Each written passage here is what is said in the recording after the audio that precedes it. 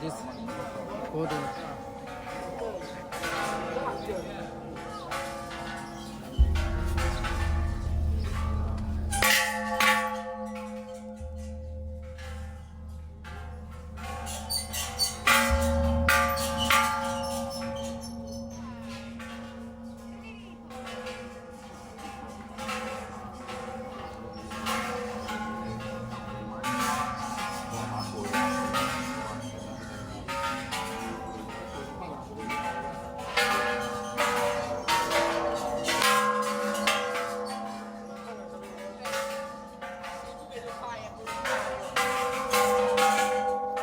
I had panic attacks, about not living my life to the fullest, and I should stop this practice and go have a party or something.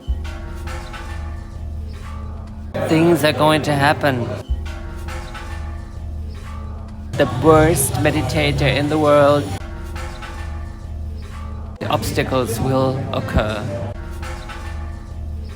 As part of the Bangkok series, I've met Vivien, a friend of mine who has come to Thailand to actively participate and to attend a self-retreat in a monastery not far from Bangkok, a monastery which belongs to the Thai forest tradition.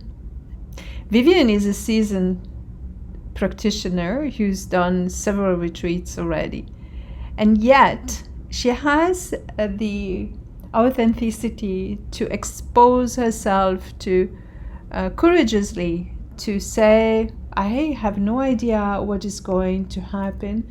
Intricacies of the mind can bring up a lot of things, because a retreat is a bit like a pilgrimage to ourselves.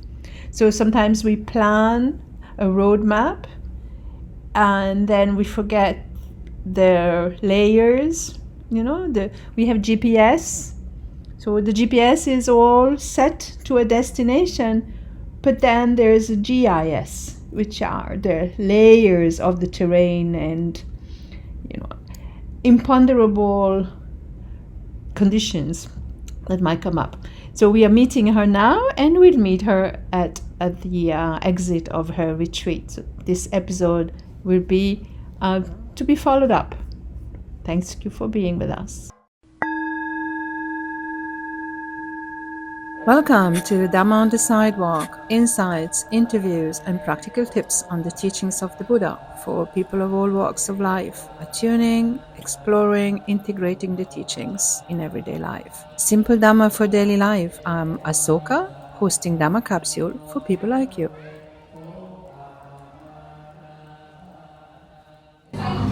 Vivien, Yes. in Bangkok, Yes. just arrived. Yeah, just arrived. Still Literally full just of, arrived. jet lag. From Germany. Yes. Totally jet lagged, about to go on a 1-month silent retreat at Wat Po. And it's a self-retreat. It's a self-retreat. So what does the mind say at the moment about this? Well, I've been doing a lot of self-retreats in my career as a Buddhist, and in the beginning I had often, when I was close to one of those self-retreats, I had panic attacks, about not living my life to the fullest, and I should stop this practice and go have a party or something, do beautiful things and not just do meditation. But now it changed over the years, and I realized that it's as soon as you put your mind towards going on a retreat, this is where the practice starts, and this is where a lot of things start to happen. Because it's like a little bit like a pilgrimage. It's just as soon as you set your foot on the path, things are going to happen. And it's now I try to be, or not I try, I'm very have a lot of equanimity towards this self-retreat. I just think, I know it will. There will be terrible times. There will be very, very boring times. There will be times when I think I will be the worst meditator in the world, and all these things. But it doesn't matter at all. It's just about doing this, and it's not about results. Because at my stage, all the results will vanish again. But it's just like, it's like when sand gets washed on a shore, there's a thin layer of sand coming onto this shore. A lot of this sand will be washed away by the next flood. A little bit will be staying. Or if you have this similar of like you polish a stone with a very soft cloth, with a silken cloth, and you think that won't change anything with the stone, but eventually over a long time. So I'm very cool with it. I just go into this. I know it's going to be difficult, but I think it's going to be good. I think I will have a good time. But because the most important thing is you have to be happy. Because if you're not happy, meditation will decrease immediately. Because concentration is only possible if the mind is relaxed and happy. If you have any kind of aversion in yourself towards the practice, because you put too much pressure on yourself, put too much pressure on the practice, that will be a backslash, and your practice will go down. So you are an experienced practitioner.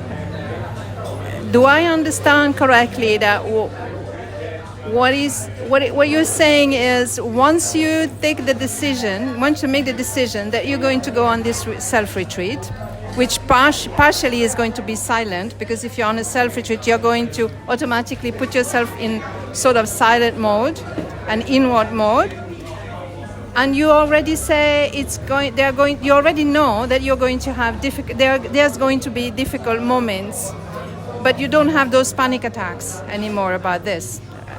You're taking the resolve and you let it flow and accept what the mind comes, and you make your mind happy in advance as well for being there. And do you actually, have you done this before, similar retreats? I haven't done a silent retreat for 1 month. I have done silent retreats for 2 weeks for a long period of time, over and over again.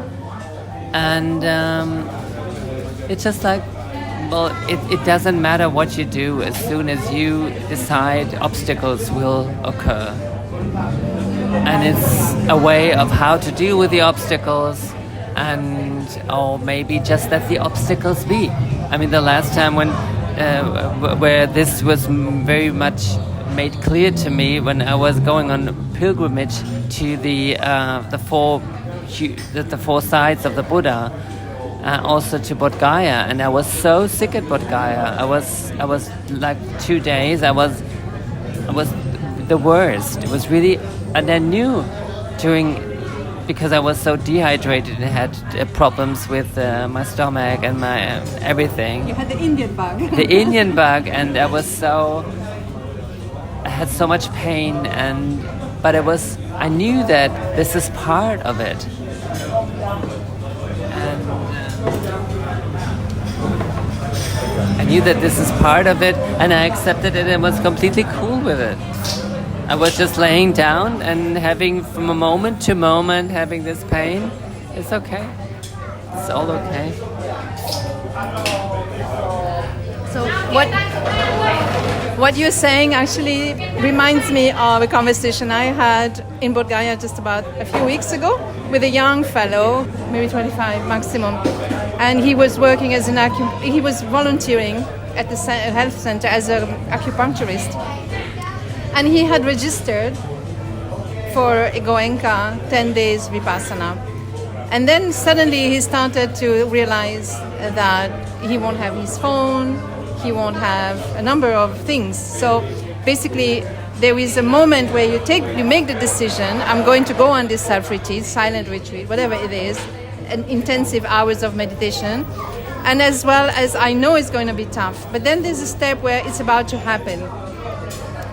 And he asked me, can you give me some clues? I said, well, just accept that if you're happy that you're not going to be with your phone because you find that you are with your phone too much, know that there will be other things that are going to come up. And if you already know that there will be, and you will accept those things, you're going to go inside your mind. But because you are in a setting that is conducive to that, and other people are doing that as well, you also know that you're not the only one going through this. So that helps the mind. As well as you will receive guidance as much as you are going to receive guidance as well, because you're going to do this in a monastery. So somehow you are going to have the possibility to ask questions and improve the investigation of the mind, improve your...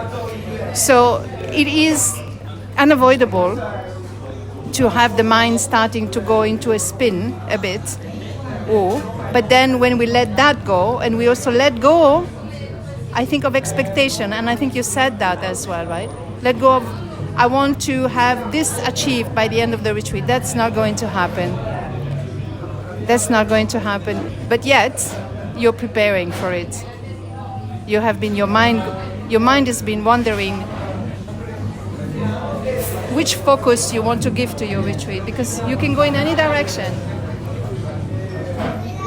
Or are you going to take it, or you are going to take it as it comes? Or do you really would like to explore certain things, certain patterns of you that you know need a bit of work? How do you approach this? You can do this. You can set yourself goals, or in a way that this is what I want to learn, this is what I want to explore. I think this is very good. But on the other hand, I feel it is something like it's a lot of letting go. It's not about controlling. It's more about letting go, because then something happens that, for me, it's a little bit outside of this world. It's not a thing of this world. It's not like you go into a course where you like you go in a painting course and say at the end of this painting course, I want to be able to draw this or to manage these color schemes in a very good way.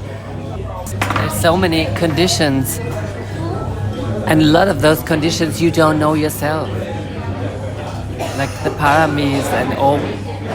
You don't know. And it's also because I always felt like I'm the bad Buddhist, and like because I know a lot of good Buddhists, and a lot of people were so controlled in their way how they practice Buddhism, and maybe they have better conditions to turn their more parts of their life into practicing. But I see also these people struggling. They all struggle. So it's and not in a way that I think, oh, now I see, oh, you are not good as well. But it's just like, oh, it's with a lot of I feel that it's completely okay. It's the more practice you have, the more you will struggle. And because the struggle is what keeps you, this is the way you learn, through struggling and maybe also failing and getting up and doing it again, and never let this discourage you. Yes. Can you give us the monastery, the name of the monastery where you're going? It's Wat Po. It's Wat Po.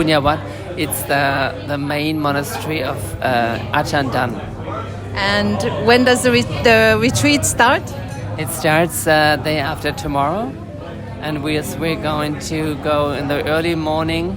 We're going with a driver to Wat Po, which is close to Pattaya, and we'll stay there for 1 month. Do you know about your schedule? There will be. So I was planning this journey for myself alone. Then 2-3 other Buddhists that I know for a very long time wanted to join me. So I think that's very nice. Every one of us has a little hut. So we're going to help in the morning with food, preparing food, and that will be like in the late afternoon, late morning, and then the rest of the day is free. We will see you. You will exit the retreat around early March. The 6th of March. We wish you all the best, and we'll meet you afterwards. What will happen and what will not happen? I know that some things will happen. I know. Okay. It doesn't mean anything, but they will happen. To be followed when she comes out of the retreat in early March.